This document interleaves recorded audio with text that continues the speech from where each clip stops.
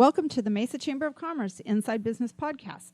My name is Sally Harrison, and I'm the CEO of the Mesa Chamber of Commerce. Today, we're in the University of Phoenix podcast studio, and joining me as today's guest is Indian. Hi, Sally. How you doing? I'm good. Indian, who just goes by Indian. Nobody knows him by anything other than that. Yeah, it's kind of like, Bono. Cher. No, don't use Cher. Bono. Or one of those dudes, I guess. Yeah. Indian, you have a little history now in Mesa, even though you are from the East Coast. You brought the Mesa Music Festival here, 3 years ago? No, this is year number 5. 5? This is 5, yeah. 5? I know. Wow. Well, It just continues to get bigger and better every year. It's been a lot of fun. Talk about kind of what your vision was when you came here 5 years ago now, and where we're at today. Yeah. And why did you choose Mesa? That's the number one question. I always say, why not? I actually love the place. It's a great city. Everybody here has been very welcoming and very helpful in helping produce this. Well, I discovered Mesa because I was doing another event, and our team has been wanting to do something out west, like we do one of these back in New Jersey. And when we came to Mesa, and I was driving through downtown, I had that click moment, and I said, this is where it needs to be. And so I started working with, folks like yourself and the Chamber and, Milano's Music and, Visit Mesa in the city of Mesa. And we decided, it'd be a great place to do an emerging artist festival. And so the first year was brilliant. It was really, really cool. And so it's always has its challenges. But it's every year it's been getting bigger and better, like you said. And it's turning into something really, really neat. The bands really look forward to it. And, the feedback I get from most of the bands is that, they really get to, connect with other people and, make connections with industry professionals and that sort of thing. And it's been working out nicely. So what are the dates for this year's music festival? It is the October 16th through the 18th, I believe. Of October? No, of November. I'm getting them mixed up with the film festival that maybe we'll talk about later, but it's the third weekend of November. Okay. And it's the Thursday is usually just industry stuff, and then Friday and Saturday are the bands. And how many bands do you anticipate this year? Because I know you've had a lot in the past. Yeah, we're right around like the 250, 260. That's incredible. Yeah, it really is. It's really neat. And they come from everywhere. I mean, it's like when I hear the stories of somebody driving 3,000 miles to play this thing, it really excites me. And didn't you have international bands last year? Didn't you have somebody from out of the country? Oh yeah. So every year we get. We have them from Ghana and Japan, and it's really amazing. Sometimes I can't believe it. It's a guy from Argentina or somebody. That's so awesome. Yeah. Are a handful of these bands returning bands every year? Yeah, we have a lot of repeat offenders. They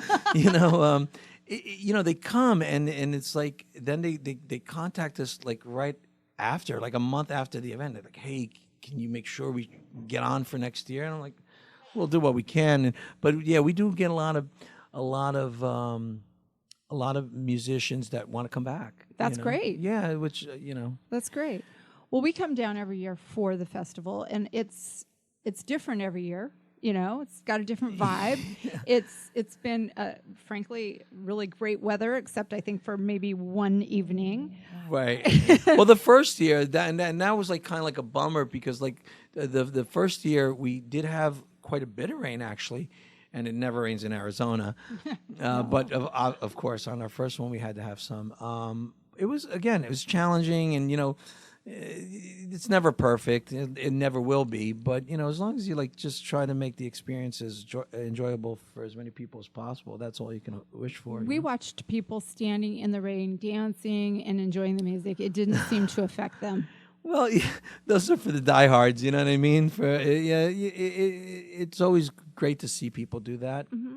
I know when I was younger. I don't know if I can do it anymore. I was one of those who didn't care if it was raining or snowing or whatever. But it's the kind of people you draw, right? Yeah, and it's funny because especially when you're talking to people and they start asking, "Oh, well, what's the demo and this and that," and it's like you look around, Everyone. right? It's like I like to use the 8 to 80, right? Like you'll see like grandparents walking around with like young ones, and it's interesting. It's cool. Yeah. So I know you had some sponsors over the last few years. Never enough. Well, and so how can people get involved if they want to be part of the event? Well, You have a website they can go to? Yeah, of course we have the mesamusicfest.com or mesamusicfestival.com. They both go to the same place. Obviously, with partners like the chamber, you can reach out to the chamber directly. It's you always need to make more money to make it better. You need to make it better to get more money to make things happen. But it's working out. Obviously we can always use more help, and so we're always. Do you need volunteers? That as well. The best thing I always say about our event, which truly makes it one of a kind, is not so much that the concert, the music aspect of it is free, but all aspects of it is free. So there's a lot of conference-y, which I don't like the word, and that's why I don't use it, but conference-y festival type events. But they all have fees, and thanks to our sponsors, the whole thing is absolutely free. Just 100% free. So well, it's been fun to go in and out of the little pop-ups that you have. I mean, we've seen big bands on Main Street, and then a 1 or 2 person, in a coffee shop. Yeah, and that's one of the things I really like about Mesa. When the first year we did our event, because lack of venues and a lot of these types of events do require pop-up venues just because of the sheer amount of bands. But it's always cool when another business owner walks into one of the businesses where something's happening and says, "Hey, how can I be part of this?" Right. We always try to figure out a way, so like if there's somebody who wants to come on board and they're a car dealer, they're not a venue, we'll figure out a way to make it happen. Very cool. Yeah. So this year you have another announcement. You're bringing something new to Mesa. Yeah. Talk about the Mesa International Film Festival.